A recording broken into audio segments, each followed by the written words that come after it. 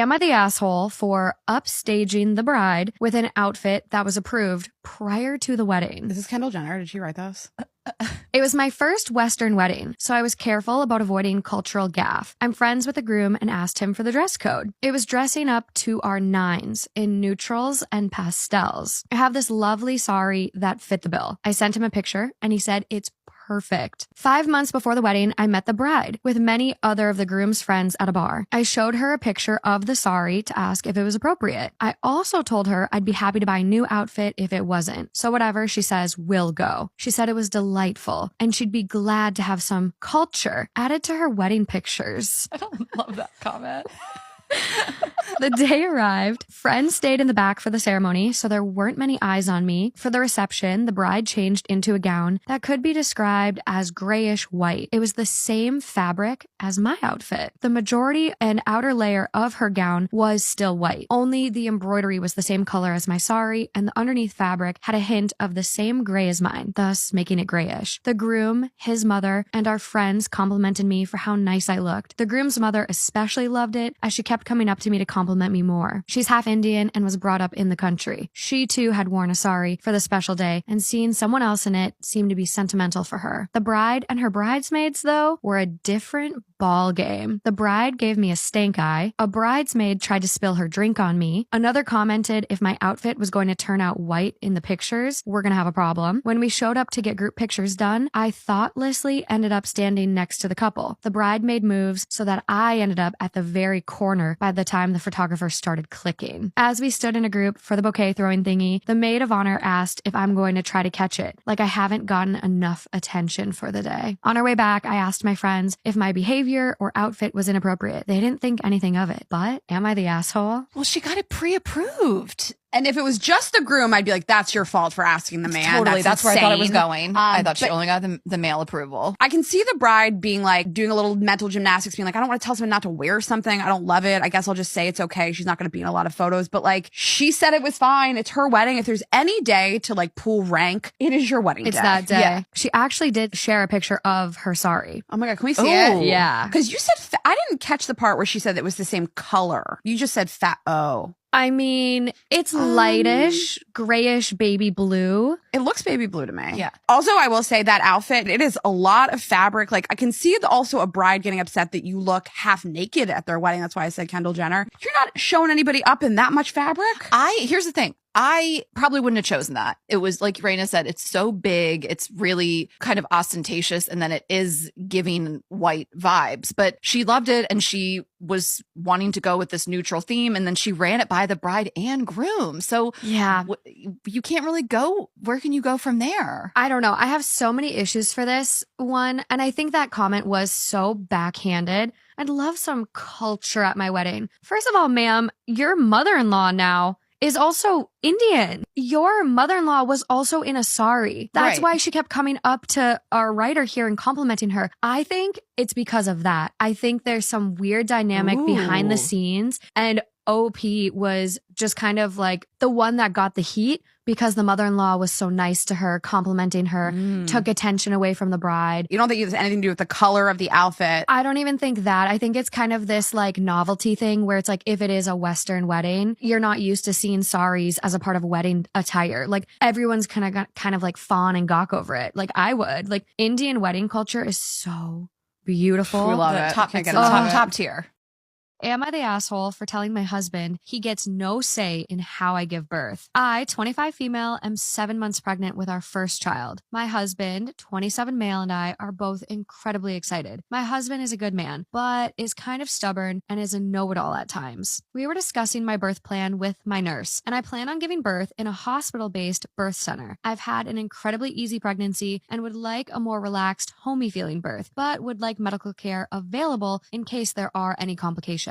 While discussing, my husband kept interrupting me and answering for me, saying what he thought was best. I told him to stop and that this was mostly a conversation between my nurse and her patient, aka me and our baby. He stopped, but got huffy and annoyed the rest of the appointment. In the car, he got mad at me and said he was just trying to help and that this was his baby just as much as it was mine. I told him he's right. We are equal parents, and the minute the kid is out of me, he gets just as much say as I do. But until then, he gets no say in how I give birth, because I am the patient and this is a medical procedure at its core. His job during labor is to be my support person, advocate for me if needed, and to watch our child come into the world. He told me that was fucked up and I'm being selfish for saying that this pregnancy isn't about me and I'm not more important of a parent than he is. This is not the first time we've had this conversation, but it's the first time I've been so blunt about it. He's now giving me the silent treatment. So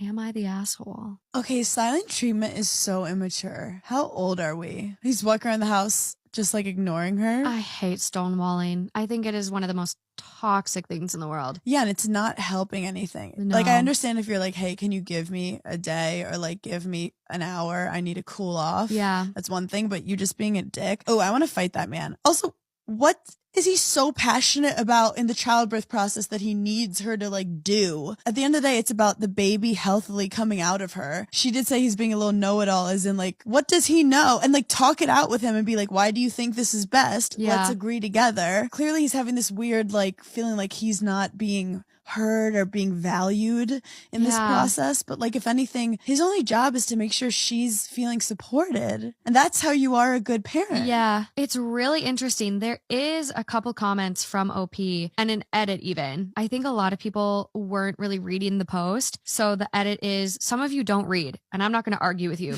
Shut the fuck up, LOL. He wants me to immediately get hooked up to Pitocin in a hospital room. And if it doesn't speed things along fast enough, then get a C-section, which is the exact opposite of what I want. And so far, there's no indication I will need to be induced or need a C-section. Yeah, that's insane. He like read something on no offense, Reddit. No, she's listening to her doctor. That's crazy. Sabotage my ex's dream relationship and he doesn't know it was me. Am I the asshole? Oh, wow. Yes. Okay. Firstly, trigger warning. Suicidal language, body fluid language. Secondly, this is a bit long. Thanks for reading. Hey CLP, I'm a relatively new listener, but from the moment I first found your content, I knew I wanted to write in and finally got around to making an account just for this. This story takes place a little over 4 years ago. My ex and I were minors dating long distance against the advice of our parents. We both managed to keep our relationship hidden from our families for 4 whole years, in which period of time we dated on and off, stuck in a horrible toxic relationship that neither of us could seem to fully commit to leaving. I'm not going to pin all the abuse on him. Neither of us lived in happy, healthy households. He had a lot of mental illnesses going untreated as he dealt with his own abuse, as was I, and we went from each other's protectors and safe space to something toxic and downright dangerous. I stayed because I had built my whole idea of a future on the foundation of it involving him. Anyway, back to the story. I spent the whole week before my 18th birthday making a poster board for my high school. They asked all seniors to do this, to display the boards along the cafeteria windows and hallways. Mine had a printed photo of him on it, and it was my big reveal to my parents that he and I were dating. I remember so clear that night my own mother made a comment about him being handsome and asked me, "Aren't you worried about him getting a lot of attention?" On the phone that night, after eating my big birthday dinner and custom ordered cake, I jokingly brought this up to him and said, "But I have nothing to worry about, right?" The silence on the end of the phone was heavy, and I knew before he even said it, there's someone else. After a moment of silent disbelief, I ended the phone call, ran to the bathroom, and threw up. My panic attack lasted well over an hour. I cried so hard I busted veins in my face. Oh. And then I went to his socials and immediately started scrolling his following. When I found nothing, I went to his followers. Now, I had never once considered that he'd cheat on me, call me gullible or naive, but in the years we had dated, when I started liking someone else, I told him. Sometimes that's why we had broken up. But soon after, he would rope me back in by threatening to kill himself, and I believed him. Anyway, because I never thought he'd cheat, I was not the kind of girlfriend to stalk his social media. This was the first time I'd ever looked up these lists. Yet when I saw her name, I knew it was her because her name was mine, and she looked a lot like me. It was like he was substituting someone in my place. Gradually, I added her on every social media platform, using spam accounts, except Snapchat. I used my real account for that. I didn't tell him that I knew who she was. We were in brief contact after this traumatic event. I wanted him to think that I was detached and emotionally distant, and it worked. We basically went back to no contact without much discussion. In my everyday life, I started to feel normal again, went to school, hung out with friends, talked to other boys, moving towards graduating, and even picking out a college to attend. A couple months passed when I casually stalked his new girlfriend and even replied to a few stories here and there, which was more of a test to see what energy she gave me. I got the vibe to her that I was really a total stranger. One afternoon, she posted a happy anniversary photo with him on her Snapchat and mentions the specific amount of time they were celebrating dating. Doing simple math finally confirms it for me that he was dating both of us at the same time for months. I contemplated for days how to reach out to her. I didn't want my contacting her connected to any of my accounts I was using at the time. I didn't want to be blocked. I had actually grown to kind of like her. I thought she deserved to know what he had done. Not just to me, but to us. We were both victims of his cheating, or so I thought. A day or two later, she posted her personal phone number on Facebook offering babysitting services. I texted her number using someone else's phone, so the contact info wouldn't autofill as maybe OP on her end. I asked if this was the right number. She said yes. I spilled the beans. I told her I'm the ex-girlfriend. Wanting to reach out after seeing her anniversary post and inform her that her boyfriend cheated on both of us, that she and I were both the other woman for the last months of he and I's relationship and the first month of theirs. I told her how abusive he had been towards me, all the times he had threatened to self-harm / kill himself unless I stayed, how he could do it to her if she wasn't careful. Her response told me that she had known about the cheating though. There was no phone call to ask if I was telling the truth. She never said, I can't believe this, or that's impossible. She just apologized and blocked the number. I was baffled. I waited patiently for the next week or so to see if she would take action or about anything I'd said. Knowing about the cheating is one thing. Knowing about abuse is another. The day finally came, about a week and a half after our one-sided conversation, when her bio no longer had his initial.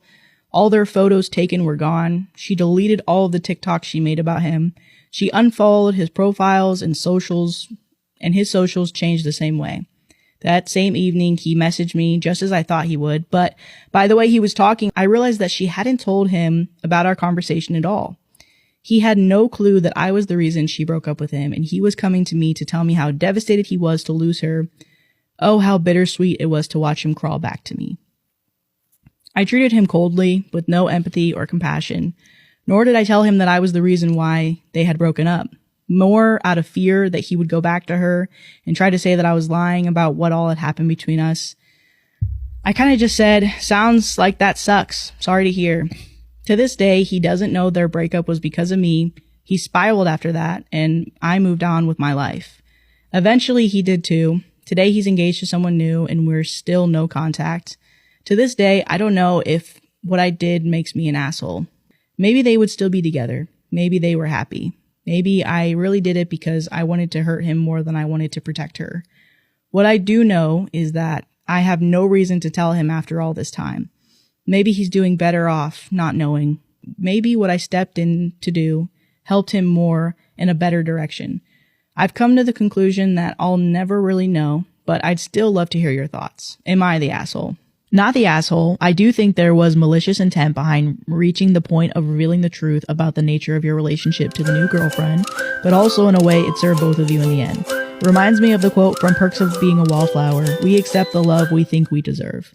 And no matter how valid and personal it would have seemed, you were struggling as kids with no support. I'm glad that OP and X have found better things in life. Wish you happiness in the now.